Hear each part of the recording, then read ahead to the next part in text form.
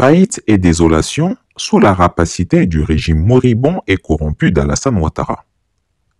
La Côte d'Ivoire se trouve aujourd'hui plongée dans un gouffre financier sans précédent, une situation qui n'est autre que le résultat direct de la gouvernance prédatrice d'Alassane Ouattara.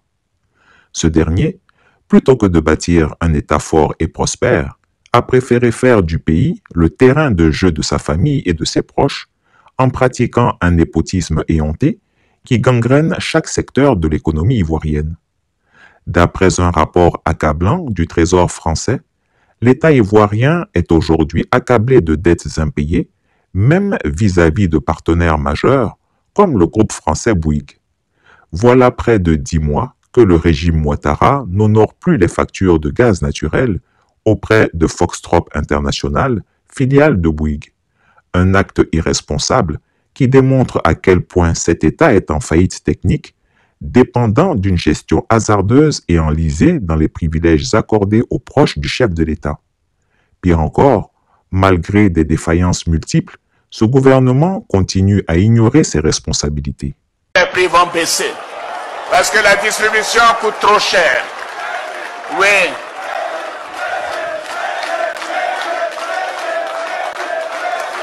Voilà. Donc nous avons décidé il faut mettre fin au monopole de la CIE et de la SODECI.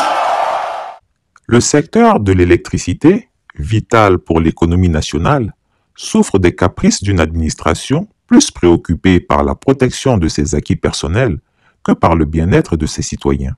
Bonsoir à tous. C'est une mauvaise nouvelle pour les consommateurs ivoiriens. Le prix de l'électricité va augmenter de 10% dès le 1er janvier. Les raisons de cette deuxième hausse en 6 mois qui touche toutes les couches sociales avec le ministre des Mines, du Pétrole et de l'Énergie, Mamadou Sangafoua Coulibaly. Sur proposition de l'Autorité nationale de régulation du secteur de l'électricité et après analyse de la commission consultative sur les tarifs d'électricité, le gouvernement a décidé d'un ajustement du prix de l'électricité de 10%. Cet ajustement s'applique à l'ensemble des abonnés d'électricité à compter du 1er janvier 2024. Le présent ajustement fera passer le prix moyen de vente de 79 francs CFA le kilowattheure à 87 francs CFA le kilowattheure, pour un coût de revient moyen de 89 francs le kilowattheure. Alassane Ouattara, loin de renforcer les institutions et les infrastructures du pays, les a méthodiquement démembrées pour les redistribuer à sa famille et à ses alliés. Le bilan est lourd. Des pannes répétées, des coupures d'électricité de plus en plus fréquentes et un peuple asphyxié par des tarifs en hausse. Le résultat, une instabilité énergétique qui paralyse les entreprises et l'économie. Qu'est-ce que nos parents veulent? Moi, quand j'étais jeune à Dimokro, on avait la lumière, pas toujours, quelquefois on travaillait à la lampe tempête. Mais aujourd'hui, 80% de tous les villages de plus de 500 habitants ont de l'électricité. Du jamais vu nulle part en Afrique. Bravo! Alors donc nous avons un bilan, vous n'avez qu'à parler de notre bilan et le tour est fait. À Mougins, loin des réalités de la misère qu'il a instaurée en Côte d'Ivoire, le dictateur des lagunes séjourne en toute tranquillité, tandis que le peuple ivoirien paie le prix fort de sa gestion calamiteuse. Le régime Ouattara s'avère être le pire cauchemar de l'économie ivoirienne, transformant ce pays, autrefois dynamique, en un État en déliquescence. En janvier prochain, la hausse de 10% des tarifs de l'électricité s'imposera encore aux foyers, déjà écrasés par la cherté de la vie, et cela pour tenter de renflouer les caisses vides que ce régime a pillées. Le cas Bouygues est loin d'être isolé. D'autres entreprises, parmi lesquelles des acteurs ivoiriens, sont contraintes de négocier des aménagements financiers pour compenser les retards de paiement de l'État. Ces entreprises, qui devraient être le moteur de l'économie nationale, sont au contraire étranglés par les choix désastreux d'un chef d'État obsédé par l'enrichissement de son clan. Et que dire des membres de sa famille omniprésente? Nommés aux postes les plus juteux, sans aucune qualification, ils prospèrent aux dépens de la nation.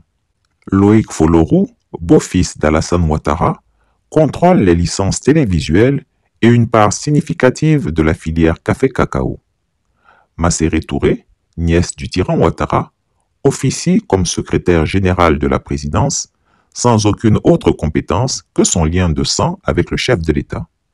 Bruno Koné, époux de Masséré Touré, est ministre. Téné Birahima Ouattara dit Lafiole, frère cadet du vieux Grigou, occupe également un ministère.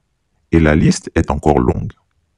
La Côte d'Ivoire mérite mieux que cet accaparement clanique, mieux qu'un système corrompu où le chef d'État se montre incapable de subvenir aux besoins élémentaires du pays, tout en jouissant d'un luxe insoutenable pour le citoyen moyen. Il est temps que cette mascarade cesse, que la voix du peuple s'élève pour dénoncer la faillite orchestrée par le clan Ouattara. Cette nation, déjà trahie par ses élites, ne pourra jamais se relever tant que le pouvoir restera confisqué par cette famille qui s'abreuve sur le dos des Ivoiriens. Une élection présidentielle, ce n'est pas un jeu d'enfant. Les autres veulent le pouvoir pourquoi? Pour dilapider les fonds de la République à nouveau. Qu'est-ce qu'ils ont fait? Alors moi, je suis fier de mon bilan. Et je continuerai.